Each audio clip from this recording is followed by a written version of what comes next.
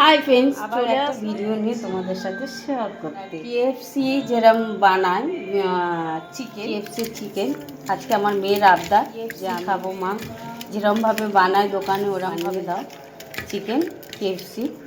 তা যাই হোক, আমি চিকেন নিয়ে নিয়েছি 500 মতো। দাঁড়াও, অন্ধকার আসছে গাইস, দাঁড়াও।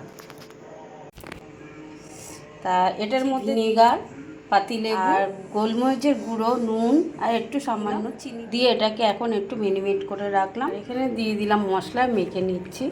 পুদিনা পাতা, ধনে পাতা, আদা রসুন বাটা সব এটাকে মিক্সড করে রেখে দিচ্ছি। আধা ঘন্টা মতন রেখে দেবো। তা এটাকে আমি এখন ভালো করে মেনিয়ে একটু রেখে দেবো ফ্রিজে, তাহলে কি সব দেখতেই পাচ্ছ।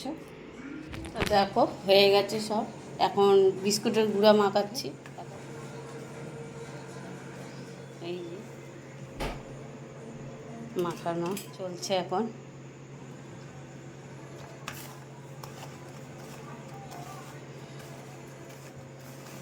দেখতে পাচ্ছ ফ্রেন্ডস। তা শুরু করেছি সুষমা ব্লগ। তা ভালো লাগলে লাইক শেয়ার সাবস্ক্রাইব করো। আমি যাই হোক তোমাদের দিচ্ছি, রোজই ভিডিও দিচ্ছি তোমাদের কাছে। তা কমেন্ট করো আর পাশে থেকেও সবাই ভালোবাসা দিও। আসছিল ফ্রেন্ডস, মেখে নিয়েছি, কি সুন্দর হয়েছে, মানে দুটো মিক্সড করে নিয়েছি, দেখতেই পাচ্ছ।